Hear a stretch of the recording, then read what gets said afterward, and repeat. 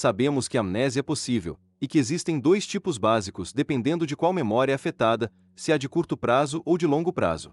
A amnésia retrógrada ocorre quando um trauma ou lesão no cérebro e as lembranças preexistentes são perdidas, geralmente no evento que causou a amnésia. É uma amnésia semelhante à de Jason Bourne, que perdeu todas as lembranças anteriores ao ser abandonado no mar. Aqui o hipocampo ainda está intacto, portanto novas memórias podem ser formadas, mesmo com a memória de longo prazo danificada. Amnésia anterógrada ocorre quando a memória de curto prazo é danificada, e a pessoa tem dificuldade de formar novas lembranças após o evento causador da amnésia. Em geral, a amnésia dura de alguns minutos a algumas horas, devido à lesão do hipocampo. A amnésia anterógrada foi apresentada magistralmente no filme Amnésia, em que um homem está determinado a vingar a morte da esposa. O problema é que sua memória só dura uns 15 minutos, por isso ele passa o tempo todo escrevendo em pedaços de papel, em fotos, e até faz tatuagens no próprio braço para se lembrar das pistas que descobriu sobre o assassinato. Lendo essas mensagens escritas para si mesmo, ele consegue acumular provas cruciais do que tinha esquecido. O caso aqui é a perda da memória na ocasião do trauma ou doença, o que torna a amnésia seletiva de Hollywood altamente improvável. Filmes como M e B Homens de Preto se baseiam no argumento de que as lembranças são armazenadas sequencialmente, como num disco rígido, como se bastasse clicar na tecla apagar escolhendo o ponto inicial. Sabemos, porém, que as memórias são realmente fragmentadas, e as partes separadas são guardadas em diferentes locais do cérebro. Remédio para SQSR. Enquanto isso, os cientistas estão estudando certas drogas que podem apagar lembranças traumáticas que insistem em nos perturbar. Em 2009, cientistas holandeses liderados pelo Dr. Merel Kind anunciaram a descoberta de novos usos para um velho remédio, chamado propranolol, que poderia agir como uma droga milagrosa para aliviar a dor associada a lembranças traumáticas. Esse remédio não provocava amnésia iniciada em certo ponto do tempo, mas tornava a dor mais tolerável e, segundo o estudo, em apenas 3 dias. A descoberta provocou uma onda de manchetes referindo-se a vítimas de transtorno de estresse pós-traumático, TEPT. Todos, de veteranos de guerra a vítimas de abuso sexual ou de acidentes terríveis, sentiram alívio dos sintomas. Mas o remédio também parecia desafiar as pesquisas sobre o cérebro, que mostram que a memória de longo prazo fica codificada, não eletricamente, mas no nível de moléculas de proteínas. Experimentos recentes, porém, sugerem que relembrar exige a recuperação e a remontagem da lembrança, de modo que a estrutura da proteína realmente poderia ser rearranjada nesse processo. Em outras palavras, a recordação modifica a lembrança. Talvez seja esta a razão pela qual o remédio funciona.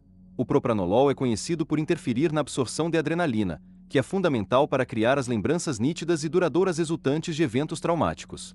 O propranolol SE instala na célula nervosa, e a bloqueia. Assim, a adrenalina, mesmo presente, não consegue agir, diz o Dr. James M. Segall, da Universidade da Califórnia em Irvine. Em outras palavras, sem adrenalina, a lembrança se esvai. Testes controlados aplicados em indivíduos com lembranças traumáticas apresentaram resultados muito promissores. Mas o remédio encontrou uma barreira na questão ética de apagar memória. Alguns especialistas em ética não contestarão sua eficácia, mas desaprovaram a ideia de um remédio para esquecer, pois a memória tem o propósito de nos ensinar as lições da vida. Argumentam que mesmo as lembranças desagradáveis servem a um objetivo maior.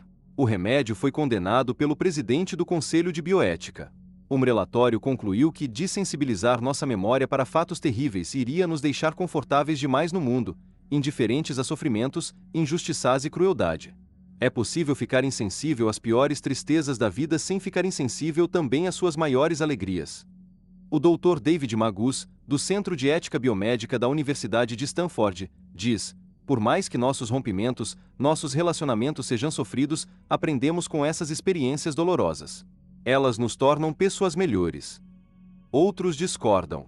O Dr. Roger Pittman, da Universidade de Harvard, diz que se um médico encontra uma vítima de acidente com dores insuportáveis, deve privá-lo de morfina porque pode estar privando da experiência emocional completa? Quem iria defender isso? Porque a psiquiatria seria diferente. Acredito que por trás desse argumento se esconde a noção de que distúrbios mentais não são a mesma coisa que distúrbios físicos. O resultado desse debate poderá ter influência direta na próxima geração de medicamentos, pois o propranolol não é o único envolvido. Em 2008, 2 grupos independentes trabalhando com animais anunciaram outros medicamentos que poderiam realmente apagar memórias, e não apenas tratar o sofrimento que elas causam. O Dr. Joe Tsin, do Medical College of Georgia, e seus colegas de Xangai afirmaram ter eliminado a memória em ratos usando uma proteína chamada KMKI, e cientistas do SUNY Doftat Medical Center no Brooklyn, em Nova York, descobriram que a molécula PZETA também pode apagar memórias. O Dr. André Fenson, um dos autores desse segundo estudo, disse: se outros trabalhos confirmarem esse parecer, algum dia veremos terapias baseadas no apagamento de memória por PKMZ. Além de apagar memórias, essa droga também poderia ser útil no tratamento de depressão, ansiedade generalizada, fobias, estresse pós-traumático e dependência de drogas, acrescentou. Até o momento a pesquisa se limitou a animais, mas em breve começarão testes com humanos. Se os resultados com humanos forem os mesmos, a pílula do esquecimento poderá virar realidade. Não será como as pílulas de filmes de Hollywood, que criam uma amnésia conveniente, numa época precisa, no momento oportuno, mas poderá ter grandes aplicações médicas no mundo real para pessoas perseguidas por lembranças traumáticas. Resta saber, porém, quão seletivo será esse apagamento de memória em humanos. Que pode dar errado. Vai chegar o dia em que poderemos gravar todos os sinais que passam pelo hipocampo, tálamo e pelo resto do sistema límbico, e fazer um registro confiável. Então, inserindo essa informação no cérebro, poderemos experimentar a totalidade do que outra pessoa já experimentou. A questão é, o que pode dar errado? De fato, as implicações dessa ideia foram exploradas num filme estrelado por Natalie Wood, Projeto Brainstorming, 1983, muito avançado para a época. No filme, cientistas criam RET, um capacete cheio de eletrodos que grava fielmente todas as sensações de alguém naquele momento. Quando uma pessoa passa a fita gravada para o cérebro, tem exatamente a mesma experiência sensorial. De brincadeira, um dos personagens coloca o RET enquanto tem relações sexuais e grava a experiência. Depois a fita é regravada repetidas vezes, ampliando a experiência. E quando outra pessoa, desavisada, insere a experiência no cérebro, quase morre por causa da sobrecarga sensorial. Mais tarde uma cientista tem um infarto fatal, mas antes de morrer ela grava seus momentos finais. Quando um homem põe no cérebro a gravação da morte, ele também tem um infarto e morre. A informação sobre essa máquina sensacional vaza e o exército tenta assumir o controle. Isso desencadeia uma luta pelo poder entre os militares, que veem ali uma arma poderosa, e os cientistas que querem usá-la para desvendar os segredos da mente. O projeto Brainstorming, profeticamente, pôs em evidência não só a promessa dessa tecnologia, mas também os possíveis problemas. Trata-se de uma obra de ficção científica, mas alguns cientistas acreditam que, no futuro, esses mesmos problemas possam estar nas manchetes e nos tribunais de justiça. Já vimos que houve desenvolvimentos promissores na gravação de uma única lembrança de um rato. Talvez em meados do século seja possível gravar corretamente lembranças de primatas e humanos. Mas para criar o RET, que grava a totalidade de estímulos entrando no cérebro, é preciso registrar os dados sensoriais brutos que sobem pela medula espinhal até o tálamo. Talvez no fim do século isso aconteça. Questões sociais e legais. Alguns aspectos desse dilema podem se manifestar em breve.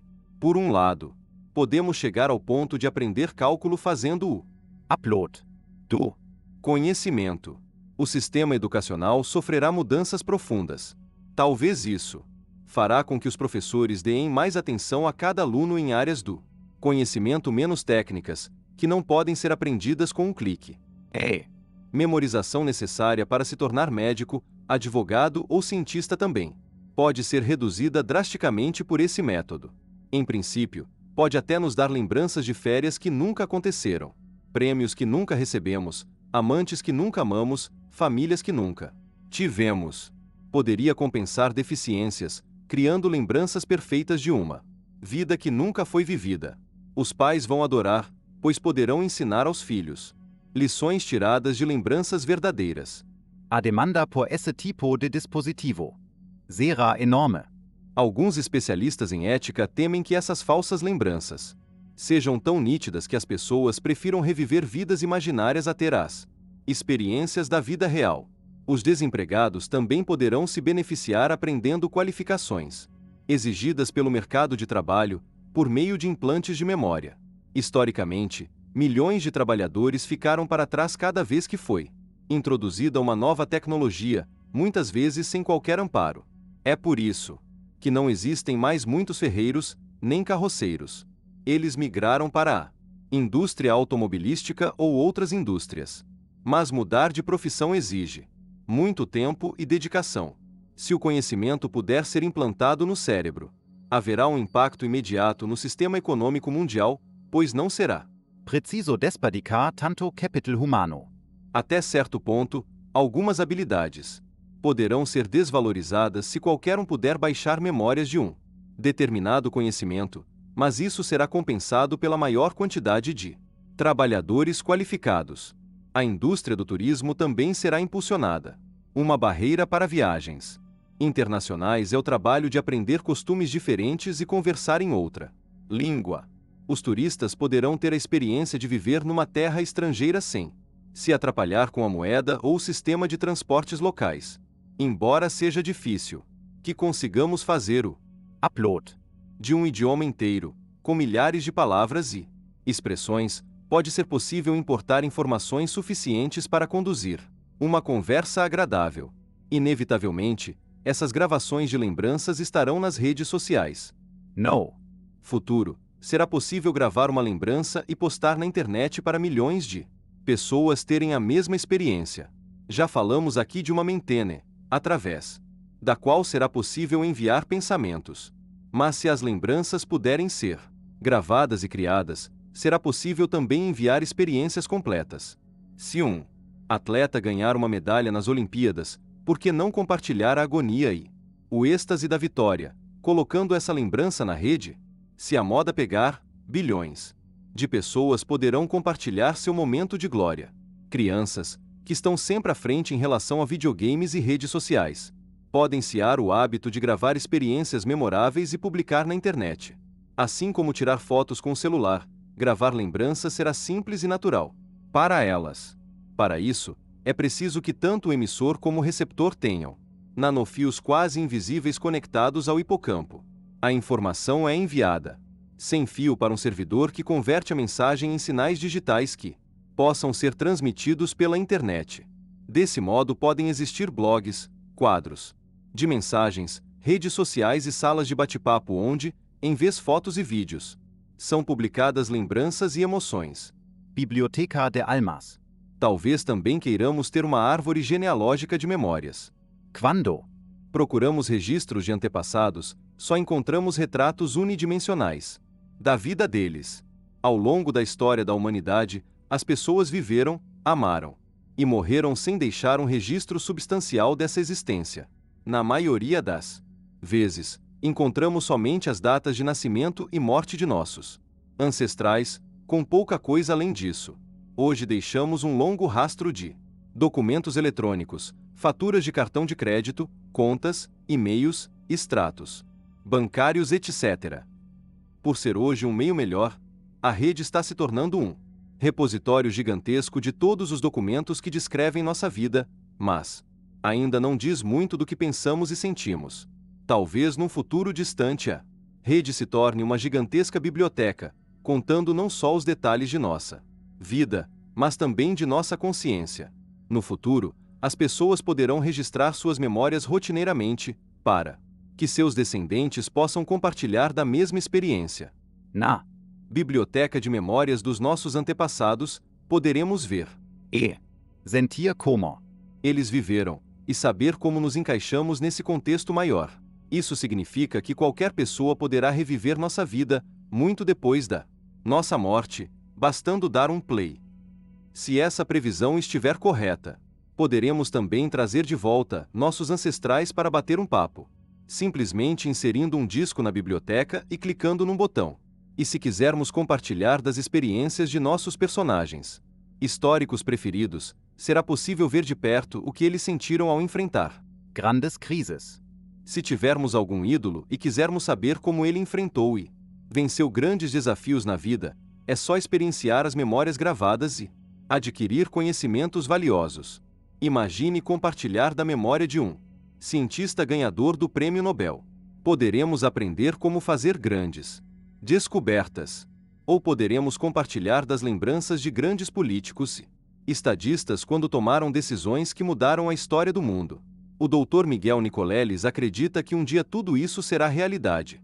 Cada Uma dessas gravações perenes será valorizada como uma joia preciosa, uma entre bilhões de mentes também singulares que viveram, amaram, sofreram e prosperaram.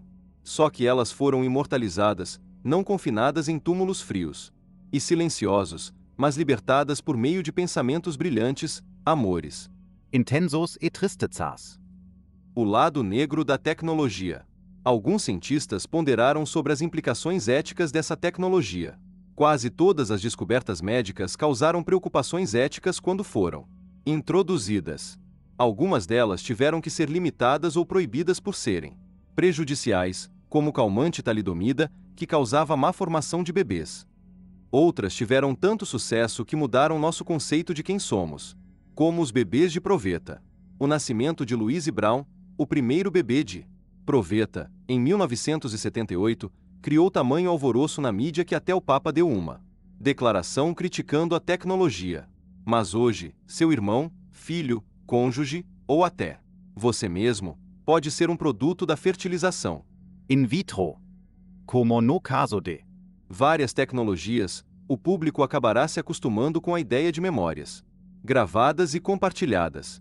Outros especialistas em bioética têm preocupações diferentes. O que acontece se nos dão lembranças sem nossa permissão? O que acontece se essas lembranças são dolorosas ou destrutivas? E quanto aos pacientes de Alzheimer? que se beneficiariam com uploads De memórias, mas estão doentes demais para dar permissão? O falecido Bernard Williams, filósofo da Universidade de Oxford, questionou se esse procedimento não perturbaria a ordem natural das coisas, que é esquecer.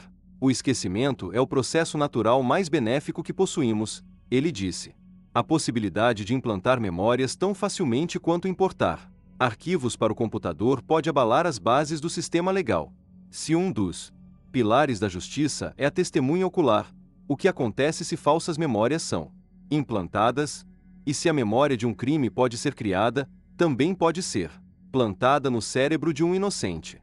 Ou, se um criminoso precisar de um álibi, pode inserir secretamente a memória no cérebro de outra pessoa, convencendo-a de que estavam juntos quando o crime foi cometido. Além disso, não só os depoimentos verbais, mas também os documentos legais serão suspeitos, porque, quando assinamos declarações sob juramento, dependemos da memória para esclarecer o que é verdadeiro ou falso. Será preciso introduzir formas de proteção, criar leis que definam claramente os limites de acesso ou recusa de memórias, assim como há leis que restringem o direito da polícia ou de terceiros a entrar em nossa casa. Haverá leis restringindo o direito de acessar nossas memórias sem permissão. Será preciso também criar um meio de marcar essas memórias para percebermos que são fictícias. Assim poderemos ter o prazer de recordar uma agradável viagem de férias, mas sabendo que nunca existiu. Questões sociais e legais. Alguns aspectos desse dilema podem se manifestar em breve. Por um lado, podemos chegar ao ponto de aprender cálculo fazendo o upload do conhecimento. O sistema educacional sofrerá mudanças profundas. Talvez isso fará com que os professores deem mais atenção a cada aluno em áreas do conhecimento menos técnicas, que não podem ser aprendidas com um clique. Memorização necessária para se tornar médico, advogado ou cientista também pode ser reduzida drasticamente por esse método. Em princípio, pode até nos dar lembranças de férias que nunca aconteceram, prêmios que nunca recebemos, amantes que nunca amamos, famílias que nunca tivemos. Poderia compensar deficiências, criando lembranças perfeitas de uma vida que nunca foi vivida. Os pais vão adorar, pois poderão ensinar aos filhos lições tiradas de lembranças verdadeiras. A demanda por esse tipo de dispositivo será enorme. Alguns especialistas em ética temem que essas falsas lembranças sejam tão nítidas que as pessoas prefiram reviver vidas imaginárias a ter as experiências da vida real. Os desempregados também poderão se beneficiar aprendendo qualificações exigidas pelo mercado de trabalho por meio de implantes de memória. Historicamente, milhões de trabalhadores ficaram para trás cada vez que foi introduzida uma nova tecnologia, muitas vezes sem qualquer amparo. É por isso que não existem mais muitos ferreiros, nem carroceiros. Eles migraram para a indústria automobilística ou outras indústrias. Mas mudar de profissão exige muito tempo e dedicação. Se o conhecimento puder ser implantado no cérebro, haverá um impacto imediato no sistema econômico mundial, pois não será preciso desperdicar tanto capital humano. Até certo ponto, algumas habilidades poderão ser desvalorizadas se qualquer um puder baixar memórias de um determinado conhecimento, mas isso será compensado pela maior quantidade de trabalhadores qualificados. A indústria do turismo também será impulsionada. Uma barreira para viagens internacionais é o trabalho de aprender costumes diferentes e conversar em outra língua. Os turistas poderão ter a experiência de viver numa terra estrangeira sem se atrapalhar com a moeda ou o sistema de transportes locais. Embora seja difícil que consigamos fazer o Upload. de um idioma inteiro, com milhares de palavras e expressões, pode ser possível importar informações suficientes para conduzir uma conversa agradável. Inevitavelmente, essas gravações de lembranças estarão nas redes sociais. No. Futuro, será possível gravar uma lembrança e postar na internet para milhões de pessoas terem a mesma experiência. Já falamos aqui de uma mentene, através da qual será possível enviar pensamentos. Mas se as lembranças puderem ser gravadas e criadas, será possível também enviar experiências completas. Se um atleta ganhar uma medalha nas Olimpíadas, por que não compartilhar a agonia e o êxtase da vitória, colocando essa lembrança na rede? Se a moda pegar, bilhões de pessoas poderão compartilhar seu momento de glória. Crianças, que estão sempre à frente em relação a videogames e redes sociais, podem ciar o hábito de gravar experiências memoráveis e publicar na internet. Assim como tirar fotos com o celular, gravar lembranças será simples e natural para elas. Para isso, é preciso que tanto o emissor como o receptor tenham nanofios quase invisíveis conectados ao hipocampo. A informação é enviada sem fio para um servidor que converte a mensagem em sinais digitais que possam ser transmitidos pela internet. Desse modo podem existir blogs, quadros de mensagens, redes sociais e salas de bate-papo onde, em vez fotos e vídeos, são publicadas lembranças e emoções. Biblioteca de Almas.